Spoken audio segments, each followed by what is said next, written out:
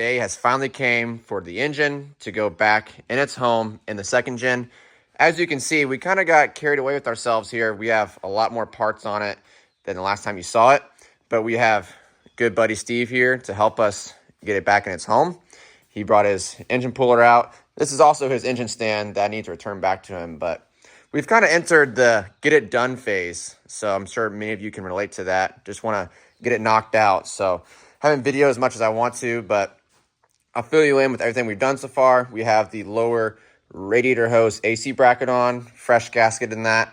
We primed the oil pump by pouring oil down this fill tube right here. We rebuilt the coolant bypass from fleece in the back, fresh O-rings and a thermostat. So that's ready to go. Brand new starter device from O'Reilly's. Had a lifetime warranty on my old one. Didn't even know that. So we got a free one. So fresh starter. And then we have the fleece mechanical fuel pump block off plate looking clean. Tapper cover installed, nicely done. Hopefully it doesn't leak or doesn't leak as much as it used to. We have VP44 on, all the brackets on, all the bolts tightened. We kind of blew Loctited almost everything just because I don't want these bolts to come out. We have the mounting bolts on, you know. I am waiting for my Woodruff key to get here still. It's on back order apparently. So that's a huge bummer, but we'll be able to wrap that up with the engine in there anyway. We have the injectors in, just loosely in there. I still need to put the connector tubes in and the fuel lines on before I finalize those. But I put fresh O-rings and copper washers on those. And we're just shortening the amount of parts on our table. Pretty much nothing left but connector tubes. I need to organize a little bit. All the old copper washers and O-rings. And starting to come together. So me and Steve-O are going to stab this engine back in.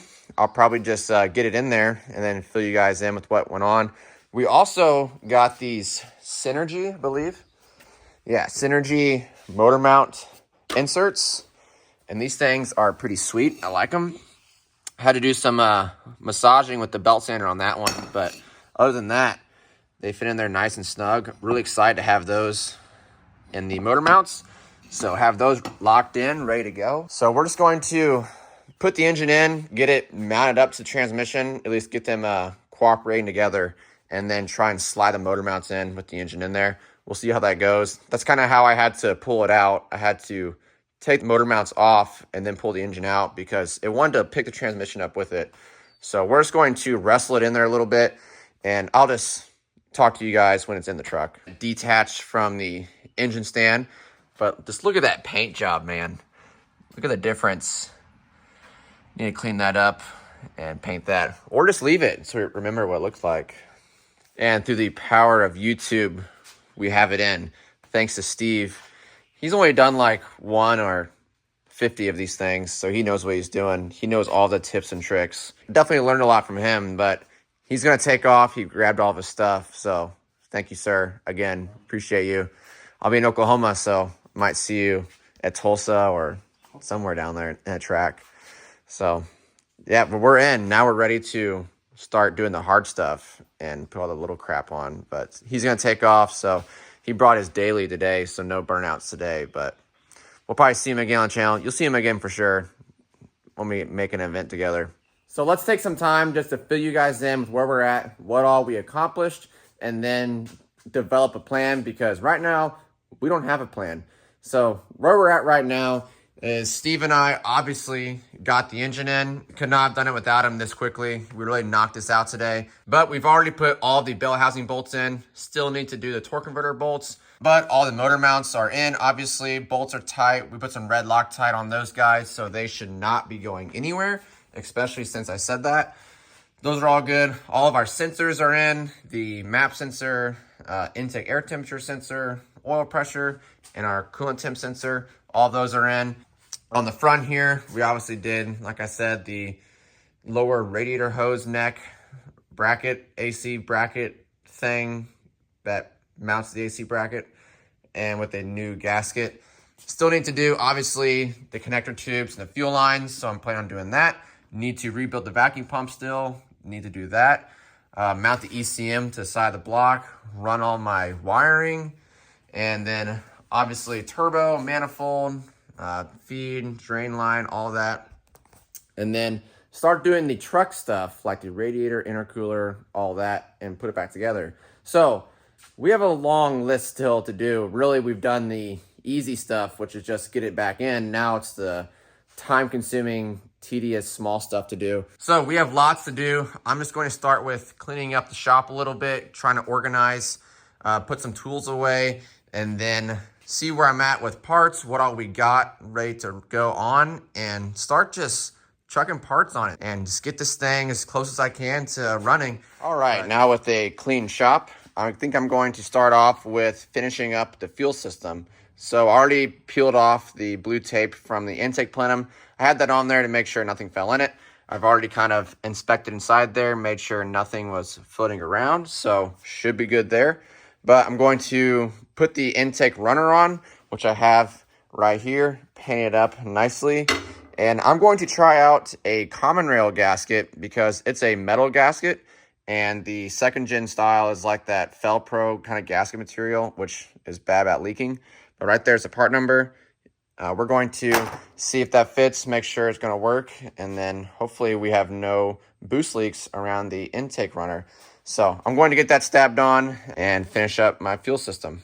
But before we get started on putting the fuel system on, I wanted to give a quick shout out to one of you commenters. I think it was Avery Laux 24 valve. You suggested some cleaning procedures and testing on the fuel lines. I just went through spraying brake clean through them and also blowing them out with the air compressor. And then I tested with the air compressor, kind of just blew air through them, felt around the lines a little bit, especially where they connect to the VP44 and the cylinder head. Didn't feel any leaks. I feel like those are the common areas. And then where the joints where they're kind of mounted together, I didn't feel any leaks around there or anything. I'm feeling pretty confident that I won't have any issues from them. But if I do, I'm definitely blaming you for this. No, if I do, it's probably because I didn't test them as good as I should have. But either way, I'm feeling confident I won't have any issues out of them. One more thing, I also took off these little like aluminum collars that are on the fuel lines. At one point, I had a weird noise coming from the engine that I thought was something actually bad, like internal. But come to find out, it's just these things rattling around on the fuel lines. So once I took them off my old fuel lines, the noise went away. I took them off of here so I don't have any issues. I don't even know what they're for, but we don't need them where I'm going. I have the gasket unboxed, and I can already tell this is going to be a much better option than the second gen style one. I lined up the bolt holes, should fit nicely. But I definitely recommend this upgrade as far as keeping boost leaks in check from your intake area.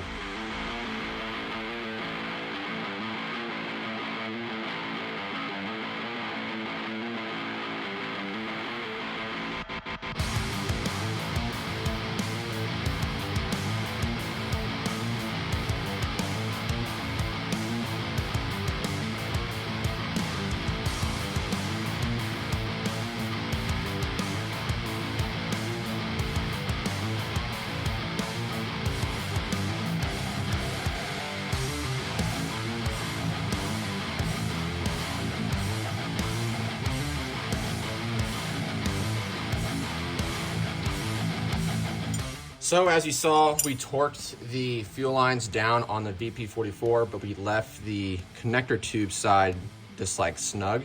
And like I was saying earlier in my last video, this is when you'll take your 19mm wrench and your, I believe it's an 8mm socket. Definitely use 1/4 inch stuff on this. You're going to torque the fuel line and connector tube combo while you tighten the hold down bolt on the injector. Already torqued this guy, the, I guess like kind of injector hold down like stud. I already torqued him down because the hold down like slides into it, and you have to torque this guy down while you tighten the fuel line. And this will just seat the injector and connector tube together. And that's really all it takes. So we're going to do that now.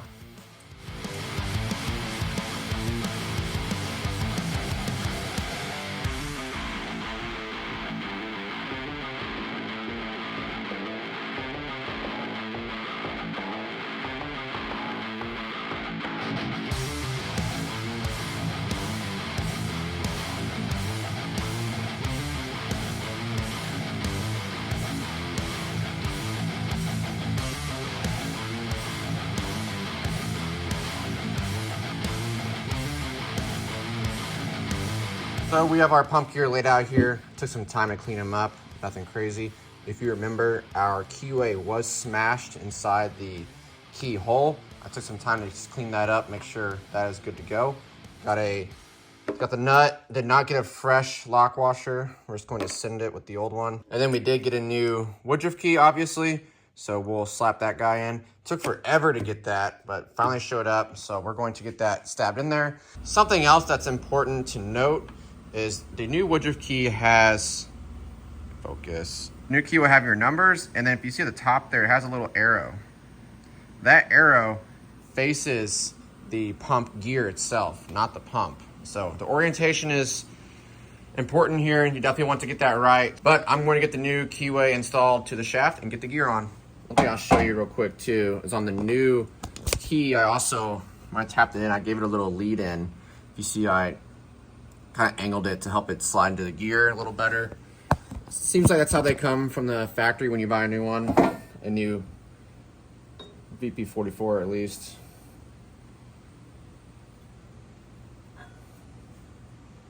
We're 1 tooth off. Let's see if that'll do it.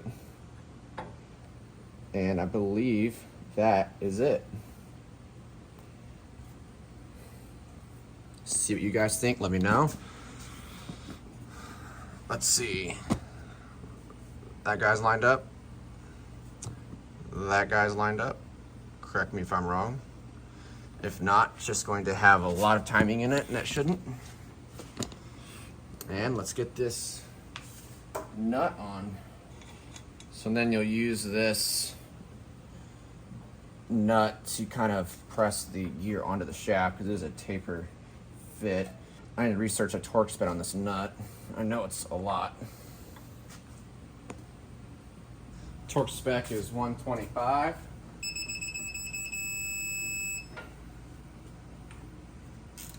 And done. Now with the fuel system finished up, it's time to tackle our leaky vacuum pump. I mean, I've never touched this thing. I don't think anyone has before, so I imagine it's original, but it definitely needs an overhaul. So we have the gasket kit right here, which is that part number. Comes with this front gasket, all the gaskets throughout it. This one is brutal, as you can see. So we're going to take it apart. I already watched a very detailed video on YouTube from, I think, Thoroughbred Diesel. Good tutorial. So I'm practically certified now to rebuild it. So they're going to yank these bolts out, pull the power steering pump off, and then we'll be able to get to this gasket and the 2 gaskets in here, then put it back together. And we should probably clean them up a little bit first. So I'm going to do that too.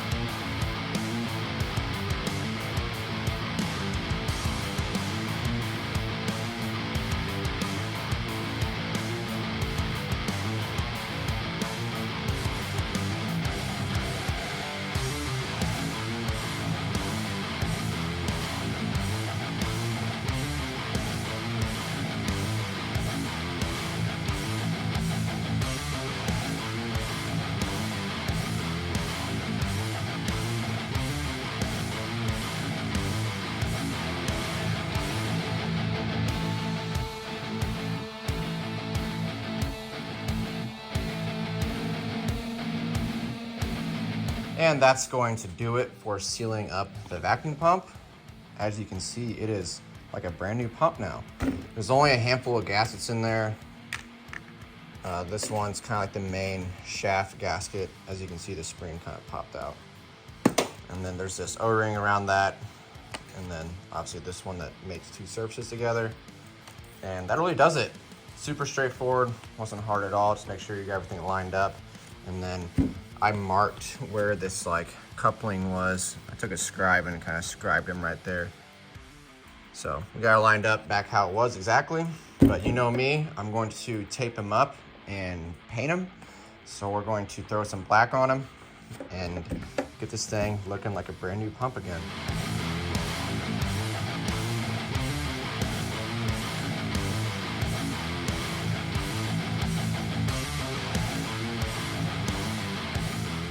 And we now have a freshly resealed and painted vacuum pump done by yours truly.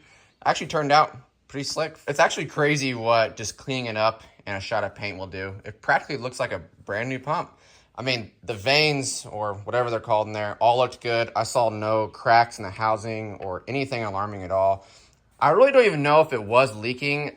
Maybe this like all the oil on it was from like the tappet cover leaking a long time ago or just 20 years of road grime.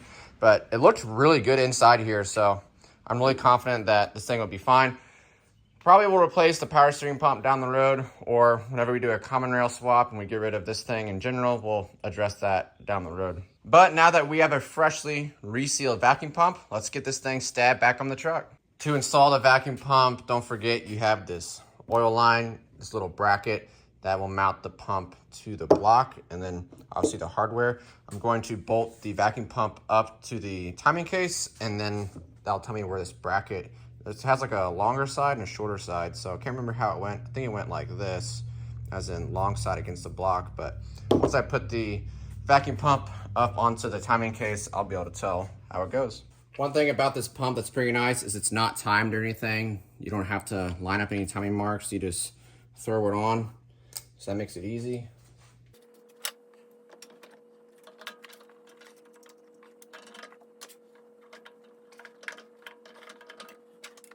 And then I also use a little blue Loctite on the bolts just to make sure they don't rattle out.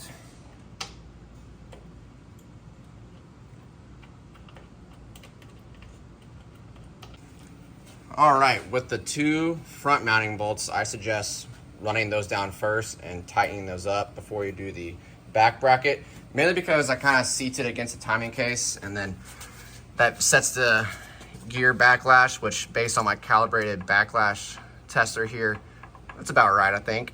So with that, the vacuum pump's done, and now we're going to address our wear sleeve because we got it installed, but it needs pressed on a little more. Hey guys, I'm getting on here to end this video off here because if I didn't, it would be like a 30 or 40 minute video. There's just a lot of content coming up. I know this video was kind of a lot of talking, not much working, but the next video is primarily just working. So stay tuned for that one. Hopefully the first start will be in that video as well, but I'm really excited to share that with you guys. So just thank you for watching. As you can see, I'm in Oklahoma and the Trans Am is sitting where the second gen needs to be. So I'm really looking forward to getting it down here, but stay tuned for the next video and I'll see you in the next one.